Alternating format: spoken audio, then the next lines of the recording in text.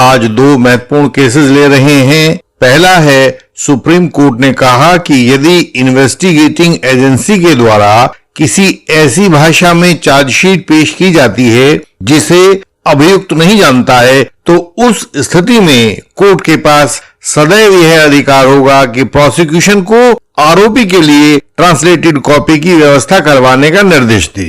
लेकिन वास्तव में ऐसा निर्देश दिया जाना चाहिए या नहीं दिया जाना चाहिए, यह उस केस के तथ्यों के ऊपर आधारित होगा। मध्य प्रदेश के प्रसिद्ध व्यापम स्कैम में चार्जशीट फाइल किए जाने के बाद एक आरोपी ने संबंधित मजिस्ट्रेट के सामने अर्जी लगाई थी कि उसे इंग्लिश चार्जशीट का हिंदी वाला रूप दिया जाना चाहिए, अर्थात चार्जशीट की हिंदी ट्रांसलेशन दी जानी चाहिए। संबंधित मजिस्ट्रेट ने उस अर्जी को रिजेक्ट करते हुए कहा था कि इस आरोपी ने इंग्लिश के वकालतनामे पर इंग्लिश में ही साइन किया था। वैसे भी आरोपी एक पढ़ा लिखा इंसान था। मजिस्ट्रेट साहब ने अर्जी को खारिज कर दिया और सेशंस कोर्ट ने उस ऑर्डर को कंफर्म कर दिया। जब ये लोग हाई कोर्ट के पास पहुंचे तो हाई कोर्ट ने कहा कि मध्य प्रदेश में जिला अदालतों की भाषा हिंदी है, अतः हिंदी में चार्जशीट प्राप्त करना आरोपी का हक है और वह उसे मिलना चाहिए। सीबीआई ने इस हाई कोर्ट ऑर्डर के विरुद्ध सुप्रीम कोर्ट के सामने अपील की थी। दूसरी अपील में भी बिल्कुल इसी तरह का मामला था। उसमें भी आरोपी ने हिंदी में चार्जशीट मांगी थी, जिसे नीचे वाली अदालतों ने नामंजूर कर दिया था और हाई कोर्ट ने मंजूर किया था। सीबीआई ने इस केस में भी हाई कोर्ट ऑर्डर के विरुद्ध सुप्रीम कोर्ट में अपील की थी। केस का नाम है central bureau of investigation versus Narottam Dhakad. Criminal appeal number 2592 of 2023 थी। यह स्पेशल लीव पिटीशन क्रिमिनल में जो 5525 नंबर ऑफ 2018 की थी, उसमें यह अराइज हुई थी। जस्टिस अभय एस ओका और जस्टिस राजेश बिंदल की बेंच ने इसे 25 अगस्त 2023 को, यानी कि बस अभी 1-2 दिन पहले ही डिसाइड किया था। जस्टिस अभय एस ओका और जस्टिस राजेश बिंदल की बेंच ने कहा कि यदि केस के दोनों आरोपी और उनके एडवोकेट उस भाषा को नहीं जानते हैं जिसमें चार्जशीट फाइल की गई है, तो कोर्ट के पास हमेशा ही यह शक्ति होगी कि वह प्रोसिक्यूशन को यह निर्देश दे सके कि चार्जशीट की एक ट्रांसलेटेड कॉपी आरोपियों के लिए रिकॉर्ड पर फाइल की जाए। कोर्ट ने यह भी स्पष्ट किया कि पूरे कोड ऑफ क्रिमिनल प्रोसीजर में ऐसा कोई प्रावधान नहीं है, कोई सेक्शन नहीं है जिसके तहत इन्वेस्टिगेटिंग एजेंसी को कोर्ट में अपनी चार्जशीट सेक्शन 272 सीआरपीसी के तहत नियत की गई कोर्ट की भाषा में ही फाइल की जानी चाहिए। सेक्शन 272 सीआरपीसी के अंतर्गत राज्य सरकार के पास यह अधिकार होता है कि वह हाई कोर्ट के अलावा राज्य की अन्य कोर्ट्स के लिए भाषा का निर्धारण कर सके। सेक्शन 272 सीआरपीसी को आप सामने स्क्रीन पर देख पा रहे होंगे। मध्य प्रदेश सरकार ने 28 मार्च 1974 को एक राजकीय आदेश पारित किया था कि मध्य प्रदेश में हाई कोर्ट के अलावा बाकी सभी कोर्ट्स की भाषा हिंदी होगी।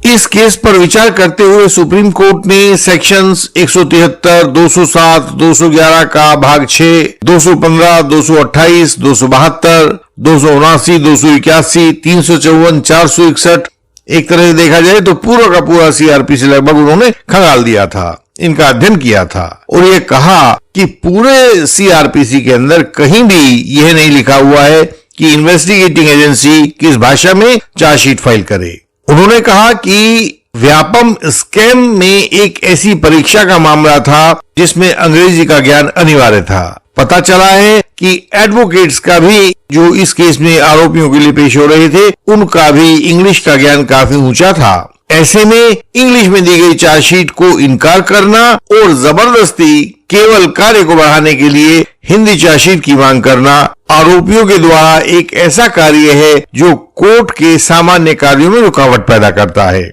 ऐसे में इंग्लिश में दी गई चार्जशीट आरोपी के किसी अधिकार का हनन नहीं करती है और यह कहते हुए सुप्रीम कोर्ट ने इस अपील को खारिज कर दिया और अब वे आरोपी उसी अंग्रेजी की चार्जशीट के साथ ही अपना काम चलाएंगे। इंडियन लीगल सिस्टम के पास झूठे गवाहों को तोड़ने के बहुत सारे कानूनी औजार हैं। बिना झूठे गवाहों को तोड़े आप फॉल्स एलिगेशन पर विजय नहीं पा सकते हैं। बाद में जीवन भर पछताते रहने से अच्छा है कि झूठे गवाहों को तोड़ने में इंडियन लीगल सिस्टम की विशेषज्ञता का सहारा लिया जाए, इंडियन लीगल सिस्टम के मेंबर बने और यह सहायता पाएं। दूसरा मामला है एक सिविल मैटर। इसमें भी सुप्रीम कोर्ट ने स्थापित कानून को विशेष परिस्थितियों का ध्यान रखते हुए उसको बदल दिया है।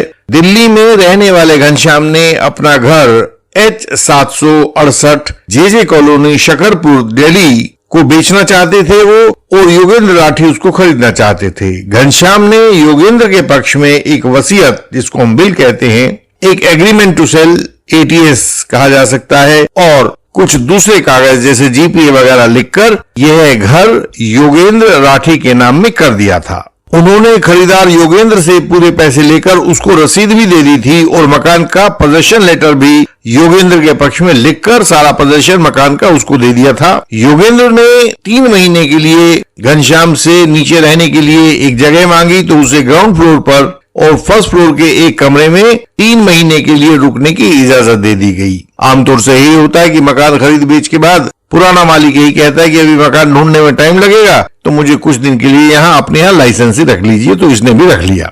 लेकिन 3 महीने के बाद भी घनश्याम ने जब मकान खाली नहीं किया तो योगेंद्र राठी ने सिविल जज की कोर्ट में मुकदमा डाल दिया। सिविल कोर्ट ने योगेंद्र राठी के पक्ष में जजमेंट सुना दिया। घनश्याम ने उस निर्णय के खिलाफ डिस्ट्रिक्ट कोर्ट में अपील की। डिस्ट्रिक्ट कोर्ट ने भी उस निर्णय में कोई परिवर्तन नहीं किया और सिविल कोर्ट की डिक्री को बनाए रखा। हाई कोर्ट ने भी दोनों पक्षों को सुना और खरीदार योगेंद्र राठी के पक्ष में ही निर्णय सुना दिया। इस तरह नीचे की तीनों कोर्ट्स ने खरीदार योगेंद्र राठी के पक्ष में निर्णय सुनाया था। इन कोर्टों के अनुसार उनके निर्णय का आधार in the interest of justice बताया गया था। मालिक मकान घनश्याम अब तीनों कोर्टों के बाद सुप्रीम कोर्ट के सामने अपना केस लेकर पहुंचा। केस का नाम है Ghanshyam versus Yogendra Rathi. Civil appeal number 7527 और 7528 ऑफ 2012 थी, जिसे जस्टिस दीपांकर दत्ता और जस्टिस पंकज मिठाल की बेंच ने जून 2, 2023 को पास किया था। ट्रायल कोर्ट ने इस केस में 3 इश्यूज बनाए थे। हर एक सिविल केस में क्या निर्णय किया जाना है, किन बातों पर निर्णय किया जाना है, इसके लिए इश्यूज बनाए जाते हैं और उन्हीं इश्यूज के ऊपर निर्णय दिया जाता है। तो इस केस में ट्रायल कोर्ट ने 3 इश्यूज बनाए थे। पहला था कि क्या कागजों का दुरुपयोग करके खरीदार ने इसे अपने नाम में करवा लिया था। दूसरा था कि क्या खरीदार के द्वारा मकान का कब्जा पूरी तरह से ले लिया गया था। और तीसरा था कि जो पुराना मालिक था उसने क्योंकि मकान खाली अब नहीं करके दिया था 3 महीने के बाद भी, तो क्या खरीदार को इसमें हर्जाना यानी कि मीन प्रॉफिट्स लेने का अधिकार था।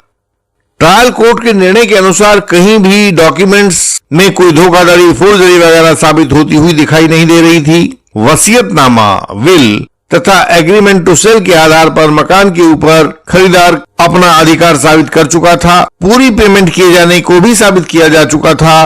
ट्रायल कोर्ट का कहना था कि मालिक घनश्याम ने 3 महीने गुजरने के बाद भी खरीदार योगेंद्र राठी को कब्जा नहीं दिया था, इसलिए उसे अब हर्जाना देना भी कानूनी रूप से बनता था।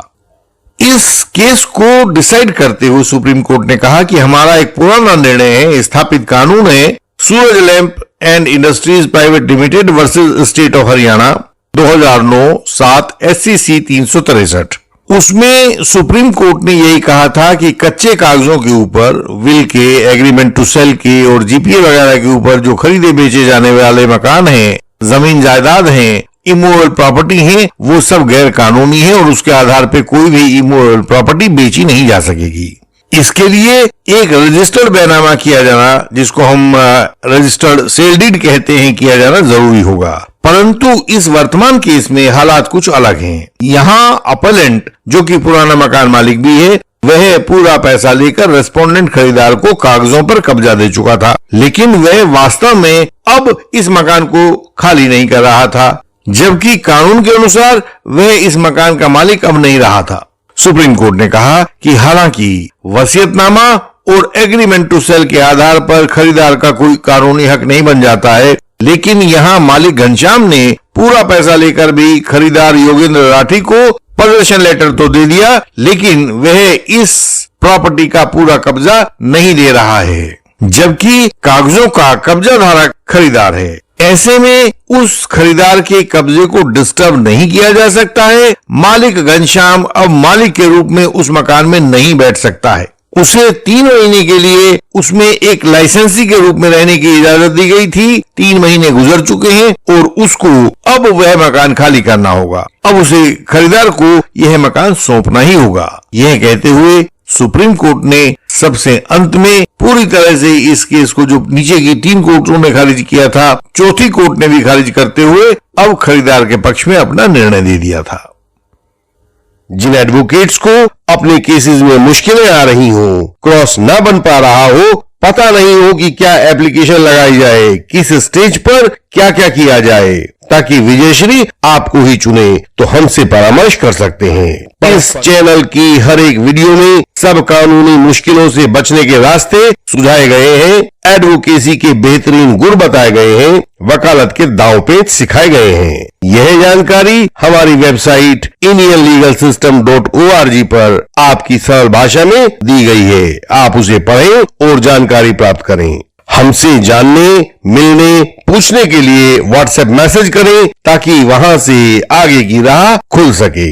हम आपसे अगली वीडियोस में भी ऐसे ही मिलते रहेंगे। तब तक प्रणाम।